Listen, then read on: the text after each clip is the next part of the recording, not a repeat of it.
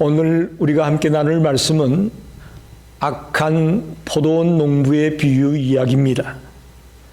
이 비유는 마태, 마가, 누가 공간복음에 모두 다 기록이 되고 있습니다. 그만큼 중요한 비유라는 것입니다. 이 비유는 예수님의 공생의 마지막 한 주간, 고난주간이라고 하죠. 고난주간에 주신 말씀입니다. 오늘 읽었던 말씀을 요약해 보면 이렇습니다. 한 사람이 포도원을 만들어 놓고 농부들에게 세를 주고 떠났다가 한참이 지난 이후에 소출을 받기 위해서 자기의 종을 보냈다는 것입니다. 당연히 그렇잖아요, 그죠? 주인이 소작인들에게 맡겼으니 세를 받는 것은 당연합니다. 한 종을 보냈더니 이 농부들이 어떻게 했느냐? 때리고 아무것도 주지 않고 보냈어요. 그러자 주인은 또 두 번째로 종을 보냅니다. 또 다른 종을 보냈더니 그도 역시 능욕하고 돌려보냈다, 이렇게 말합니다. 주인이 참 인내심이 대단한 것 같아요. 여러분, 우리 같으면 어떻게 했어요? 당연히 받기 위해서 보냈는데 자기의 종들을 때리고 능욕했다. 이거 참지 못할 것 같은데 이 주인은 또 세 번째로 종을 보냅니다. 그랬더니 본문에 보니까 그도 상하게 하여 내쫓았다. 세 번째 종도 모욕을 당하고 돌아왔습니다. 이렇게 되자 주인이 생각하기를, 그렇다, 그러면 이번에는 내 아들을 보내면 그들이 좀 잘 대우하지 않겠느냐, 아들이 가면 뭐가 좀 달라질 거다 생각하고 사랑하는 아들을 보냈습니다. 그랬더니 농부들이 어떻게 합니까? 이 아들은 상속자니까 이 친구를 죽이면 이 포도원이 우리께 될 수 있다 라는 욕심을 가지고 아들을 죽였다라는 겁니다. 그러자 마지막 결론은 포도원 주인이 돌아와가지고 그 농부들을 진멸하고 그 포도원을 다른 사람에게 넘겨주겠다라고 말합니다. 이게 오늘 비유의 요약입니다. 여러분, 여기서 포도원 주인은 누굴까요? 하나님이죠. 포도원 주인은 하나님입니다. 농부들은 누굴까요? 농부들은 유대 종교 지도자들을 말합니다. 유대인들이나 유대 종교 지도자들을 농부들로 비유하고 있습니다. 여기 첫 번째, 두 번째, 세 번째 계속 종들을 보내는데 이 종들은 누굴까요? 선지자들을 말합니다. 구약에 여러 선지자들을 보내었던 것을 우리가 연상할 수 있습니다. 아들은 누굴까요? 마지막에 사랑하는 아들을 보내면 좀 존경하지 않겠는가 싶었는데 아들을 죽이잖아요. 그 아들은 누굴까요? 예수 그리스도죠. 이게 바로 오늘 본문의 비유입니다. 그리고 여기 마지막에 보면 돌아와가지고, 주인이 돌아와가지고 이 포도원을 다른 사람에게 주겠다고 하죠. 여기 다른 사람은 누굴까요, 그러면? 이방인들을 말한다고 볼 수 있습니다. 유대인들이 하나님의 은혜와 사랑을 받고도 감당을 못하니까 이방인들이 오히려 복음을 듣고 주님을 위해 일하는 자들이 되어질 것을 말하고 있다고 볼 수 있습니다. 그래서 오늘 본문에 읽지 않았지만 19절에 보면 이렇게 말씀합니다. 서기관들과 대제사장들이 예수의 비유는 자기들을 가리켜 말씀하심인 줄 알고 즉시 잡고자 하되 백성을 두려워하더라. 이 예수님의 비유를 듣고 난 뒤에 그 당시 유대 종교 지도자들은 이 비유는 우리 보고 하는 얘기구나 알았다는 거죠. 그래서 뿔이 나가지고 예수를 잡고자 했으나 백성들이 두려워서 그러진 못했다. 자, 오늘 이런 비유의 말씀을 통해 우리가 몇 가지 은혜를 나누기 원합니다. 첫째는 모든 악은 욕심에서 비롯된다는 것입니다. 사실 농부들은 이미 잘 갖추어진 포도원을 받았습니다.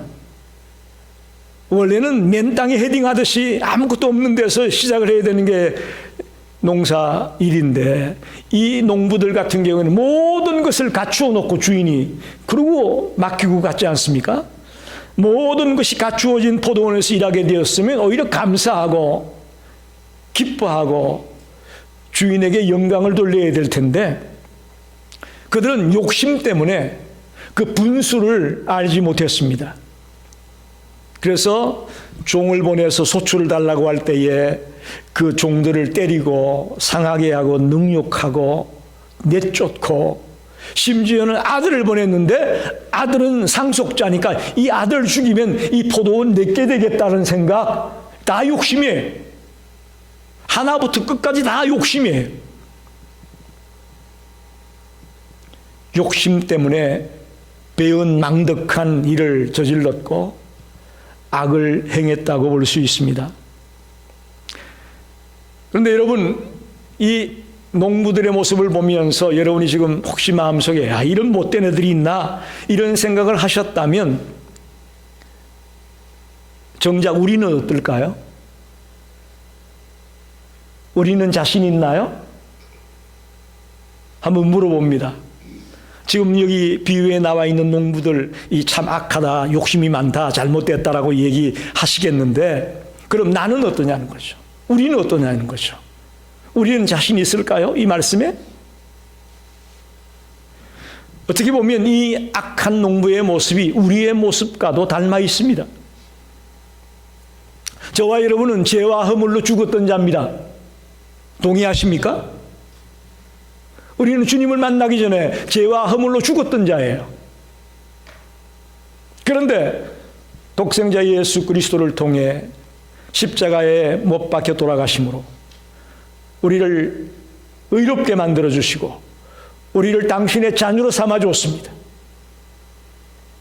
이 얼마나 놀라운 은혜입니까? 이 얼마나 놀라운 축복입니까? 그런데 이제 하나님의 자녀가 되고 전국 백성이라고 하는 우리가 이 땅에 살아가면서 주님의 뜻을 생각하고 주님의 나라를 생각하는 것보다는 여전히 이 땅의 욕심에 매여 있지는 않습니까?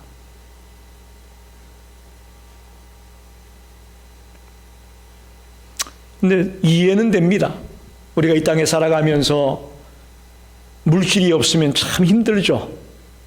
그죠? 다 돈이에요. 어떻게 보면 차를 타고 가도 가스는 넣어야 되잖아요. 또 차가 망가지면 고쳐야 되잖아요.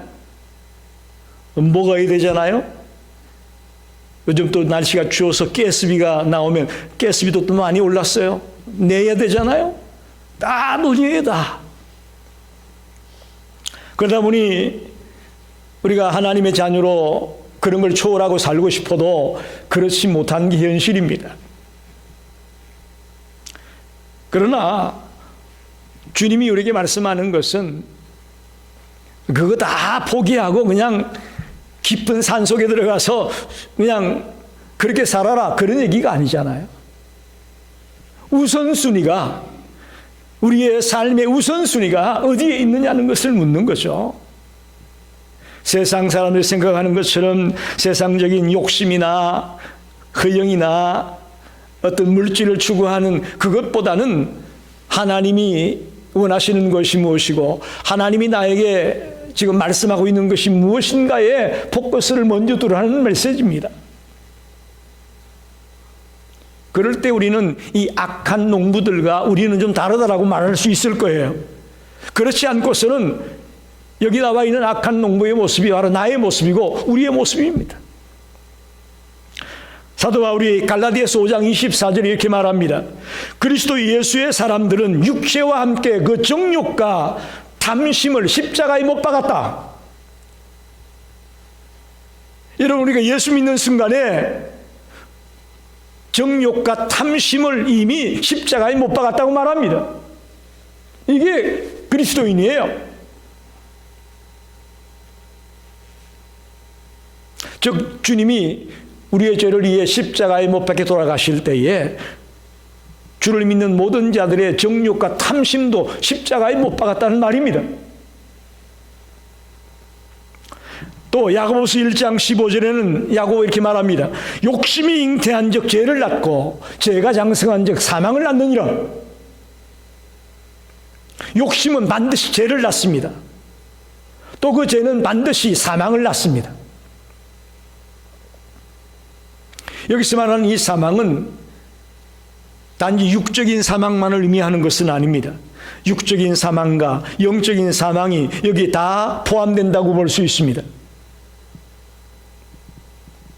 그러니까 다시 말하면 우리가 아무리 열심히 신앙생활을 한다고 하더라도 욕심을 버리지 못하고 있으면 우리가 영적으로 죽은 자가 될 수 있습니다. 굉장히 중요한 얘기입니다. 우리가 난 크리스찬과 다른 게 뭡니까? 우리가 영적으로 살았다는 건데. 그죠? 그게 우리의 차이점이에요. 믿는 자와 믿지 않는 자의 차이점은 우리는 영적으로 살아있는 존재라는 거죠. 그런데 오늘 말씀을 보게 되면 우리가 욕심으로 가득 차 있다면 우리가 영적으로 죽은 자와 같다는 거예요. 욕심이 잉태한 즉 죄를 낳고 죄가 장성한 즉 사망을 낳는다는 말씀 기억하십시오. 오늘 저와 여러분이 이 비유를 통해 이 모든 악이 욕심에서 비롯되는구나. 내가 하나님의 자녀가 되었으니 이 욕심을 내려놓고 먼저 하나님의 뜻을 생각하며 살아가는 자이 되겠다라고 다짐하는 성도가 되기를 간절히 소원합니다. 두 번째 생각할 것은 하나님은 사랑과 인내의 하나님임을 우리에게 보여주고 있습니다. 서론에서 말씀드릴 때 이야기했지만 포도원 주인이 당연히 포도원을 잘 꾸며놓고 그 농부에게 세를 줬으니까 세를 받는 건 당연하잖아요. 그런데 첫째 종을 보냈고 둘째 종을 보냈고 셋째 종을 보냈고 아들을 보냈는데 계속 딴짓을 합니다. 제가 만약에 주인이었다면 첫 번째 종을 보냈는데 그렇게 하고 돌아왔다면 내가 당장 갔을 것 같아. 다른 일 다 제쳐놓고 당장 가가지고 응? 너 당장 나가. 그리고 새로운 사람을 농부로 들였을 것 같아. 그런데 오늘 본문에 보면 하나님은 끝까지 인내하시면서 심지어는 자기 아들까지 보냈는데 아들을 죽임당하게 되는 그런 순간까지도 기다려 봅니다.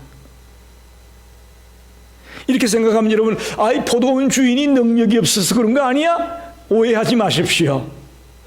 하나님이 능력이 없어서 종을 보냈는데 죽이고 종을 보냈는데 때리고 아들을 보냈는데 죽이고 그럴 때까지 가만히 참고 있다? 너 하나님이 힘이 없어서 능력이 없어서 참는 거 아니에요. 16절을 보십시오. 16절에 이렇게 말합니다. 와서 그 농부들을 진멸하고 포도원을 다른 사람에게 주리라 하시니 사람들이 듣고 이르되 그렇게 되지 말지어다 이렇게 말합니다. 여러분, 진멸할 수 있는 힘이 있어요. 능력이 있어요. 주님은. 그런데 왜 그렇게 안 했느냐? 한마디로 말하면 사랑 때문입니다. 하나님은 우리를 이렇게 사랑하고 계십니다. 할렐루야. 이걸 여러분이 느끼셔야 돼요. 정말 하나님이 나를 사랑하고 있구나. 사랑을 체험하기 바랍니다. 사랑을 확신하게 되시기 바랍니다. 포도원 주인은 엄청난 사랑을 가지고 계셨기 때문에 그렇게 하셨다고 봅니다. 힘이 없어서 종들을 욕먹게 하고 맞게 하고 아들을 희생시키는 그런 하나님 아닙니다. 얼마든지 그럴 만한 힘과 능력이 있습니다. 여러분, 말씀 한마디로 우주 만물을 창조하신 하나님이 그것 처리 못하겠어요? 그럼에도 불구하고 기다린 것은 사랑으로, 우리를 사랑으로 대하고 있다는 것을 여러분 기억하기 바랍니다. 이게 하나님의 사랑입니다.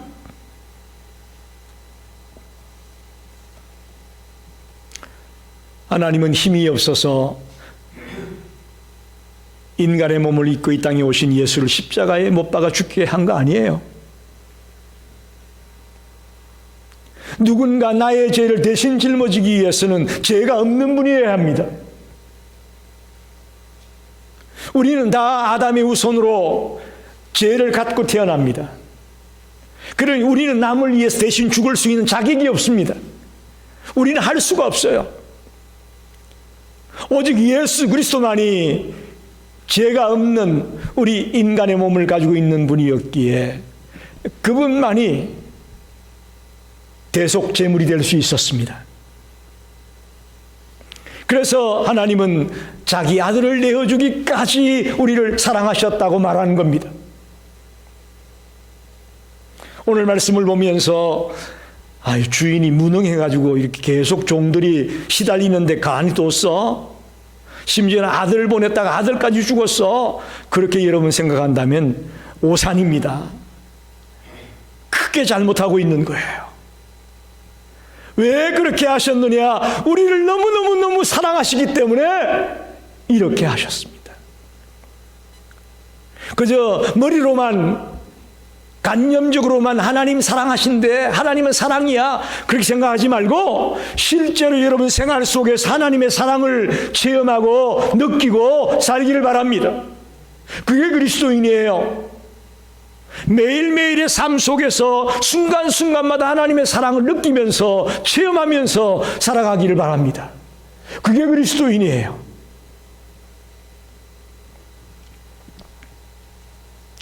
세 번째로 생각할 것은 오늘 본문에 보면 하나님께서 일하는 것은 사람이 일하는 것과 다르다는 것을 발견합니다. 17절을 보면 그들을 보시며 이르시되 그러면 기록된 바 건축자들의 버린 돌이 모퉁이의 머릿돌이 되었느니라 함이 어찌미냐, 이런 말씀이 나옵니다. 갑자기 예수님이 자신을 건축자들이 버린 돌에다 비유를 하고 있습니다. 다시 말하면 조금 전만 해도 자신을 포도원 주인의 상속자인 아들로 표현하지 않았습니까? 근데 갑자기 17절에 와가지고 자신을 건축자들에게 버려진 모퉁이 돌이다, 이렇게 조금 바꿔서 말씀하고 있습니다. 모퉁이 돌이라는 말은 주춧돌이라는 말과 같습니다. 주춧돌이 없이는 우리가 건물을 지을 수가 없지 않습니까? 건축자들이 이 예수님이 돌인데 이걸 버렸다는 거예요. 왜 버렸을까요? 그들 생각에는 예수님이 쓸데없다고 생각해서 버린 거예요. 그런데 하나님께서는 건축자들이 버린 그 돌을 갖다가 모퉁이 돌이 되게 했다, 주춧돌이 되게 했다. 할렐루야. 그런 말씀입니다. 오늘 말씀이. 사람들은 예수를 버렸지만 하나님은 그 예수님을 구원의 반석으로, 구원의 도구로 사용하셨음을 말씀하는 것입니다. 여러분, 하나님이 사용하는 대상과 사람이 사용하는 대상이 이렇게 차이가 납니다. 사람들이 보기에는 쓸데없다고 생각했는데 하나님은 그 쓸데없다고 생각했던 것을 아주 귀하게 사용하시는 그런 분이라는 것을 보여주고 있습니다. 세상 사람들은 그저 강하고 지식이 많고 용모가 빼어나고 뭔가 그런 것들 가지고 사람을 들어 쓰지 않습니까? 그러나 하나님은 성경에 보니까 약한 자를 들어 강한 자를 부끄럽게 한다 그랬습니다. 어리석은 자를 사용해 가지고 지혜로운 자를 부끄럽게 한다. 약한 자, 어리석은 자, 좀 미련해 보이는 자, 좀 둔해 보이는 자, 이런 사람들을 들어서 오히려 주님의 도구로 만들고 주님이 사용하는 자로 만드신다, 그런 말씀입니다. 할렐루야. 얼마나 신나는지 몰라요. 그동안 우리가 참 난 부족하다, 난 못하는 게 많어, 난 참 약점이 많아, 그렇게 생각했는데 알고 보니까 그게 주님께 쓰임받는 길이에요. 할렐루야. 나 잘났어, 나 공부 많이 했어, 나 배운 거 많아, 나 돈도 있어, 까부르지 마. 그런 사람 하나님 안 씁니다. 그런 사람은 잘 되면요, 자기가 잘나서 잘 됐다고 해요. 그러나 허물이 많고 부족하고 연약한 사람들, 차마 얼굴을 돌 수 없고 위축되어 있는 그런 사람들, 그들을 오히려 하나님이 붙들어서 쓰실 때에 놀라운 일을 감당하는 자로 쓰실 수 있다는 것이죠. 그게 바로 이 모퉁이 돌 비유의 메시지예요. 버림받았던 그 모퉁이 돌이 이제 주춧돌이 되어지고 귀하게 쓰임을 받는 것처럼 우리같이 연약하고 약하고 부족하고 내놓을 것 없는 우리들이 주님의 손에 붙들림 받으면 얼마든지 쓰임받는 자가 될 수 있음을 믿습니다. 그런 믿음을 가지고 힘을 내기를 바랍니다. 마지막으로 18절에 보게 되면 무슨 말씀이 있습니다. 무릇 이 돌 위에 떨어지는 자는 깨어지겠고 이 돌이 사람 위에 떨어지면 그를 가루로 만들어 흩트리라 하시니라, 이렇게 말씀합니다. 다시 말하면 예수님이 다시 심판자로 오신다는 말씀입니다. 이 돌은 예수 그리스도를 말합니다. 이 돌 위에 떨어지는 자는 깨진다. 또 이 돌이 사람 위에 떨어지면 그를 가루로 만들어버린다. 이 돌이 누구냐? 예수 그리스도를 말합니다. 그런데 이 돌 위에 떨어지는 자는 깨어지고 만다. 이게 무슨 말이냐 하면 예수님이 마지막에 다시 심판자로 오실 것임을 말씀하는 것입니다. 그러면서 이 예수님과 바른 관계를 맺지 않는 자들은 이렇게 되고 말 것이다 라고 말하는 것입니다. 저와 여러분이 주님과의 관계가 바로 설정이 되지 않으면 마지막 때에 심판받을 수밖에 없음을 말씀하는 것입니다. 깨지고 부서지고 가루가 되어버리는 그런 안타까운 자리에 들어가게 되는 이유가 뭐냐? 예수님과 우리의 관계가 바로 정립되어 있어야 된다, 그런 말입니다. 한번 묻습니다. 우리가 어떻게 해야 예수님과 우리의 관계를 바르게 정립할 수 있을까요? 어떻게 생각합니까? 쉽습니다. 예수님을 나의 구주로 영접하는 겁니다. 할렐루야. 그거예요. 뭐 대단히 어려운 거 주님이 내줬다고 생각하지 마세요. 정말 마음의 문을 열고 예수님을 나의 구주로 영접하고 받아들이는 거예요. 창세기부터 요한계시록까지 계속해서 주장하고 있는 것이 예수가 그리스도라는 거예요. 그리스도라는 말은 뭐죠? 기가 따갑게 설교했는데 그리스도라는 말은 기름 부음을 받은 자다, 그런 말이에요. 기름 부음을 받은 자다. 구약에는 세 가지 직분을 받을 때는 기름을 부었죠. 뭐죠? 제사장, 왕, 선지자, 이들을 세울 때는 기름을 붓고 그 직위를 맡겼습니다. 근데 예수님이 그리스도다. 그리스도라는 말 기름을 부음을 받았다는 이야기인데 예수님이 그럼 무슨 기름을 부음을 받았냐? 이 세 가지 직분을, 제사장과 왕과 선지자, 이 세 가지 직분을 동시에 감당하는 분이 예수 그리스도입니다. 그래서 그리스도라는 말은 구원자다, 구세주다, 그런 말입니다. 예수가 그리스도임을 끊임없이 말하고 있는 게 성경이에요. 할렐루야. 창세기부터 계시록까지 모든 말씀의 포커스는 예수는 그리스도야, 예수가 구세주야, 예수가 구원자야, 그걸 얘기하려고 하는 거예요, 성경이. 그래서 예수님과 나의 관계가 바로 정립되는 것은 그 예수를 구세주로 영접하고 모셔드리고 받아들이는 것이 주님과 나의 관계를 바로 정립하는 겁니다. 거기에서 모든 게 출발됩니다. 예수가 구원자이심을 믿고 달려가는 자에게는 이 심판에서 자유로울 수 있음을 믿습니다. 예. 돌 위에 떨어지면 깨지고 또 돌이 사람 위에 떨어지면 그들을 가루로 만들어버린다는 이 무서운 심판의 얘기에서부터 자유로워지기 원하신다면 예수를 나의 구주로 영접하고 주님을 내 마음속에 모시고 살아가는 성도가 되기를 간절히 축원합니다. 말씀을 정리합니다. 오늘 비유를 보면 악한 포도원 농부들은 주인의 은혜를 잃어버렸습니다.